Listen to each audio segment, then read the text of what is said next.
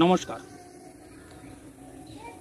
বুধ গ্রহ যদি গোচরে বক্রী থাকে তাহলে কিন্তু আপনারা কোনো ধরনের কোনো কমিউনিকেশন ডিভাইস যেগুলো হয় সেগুলো কিনবেন না।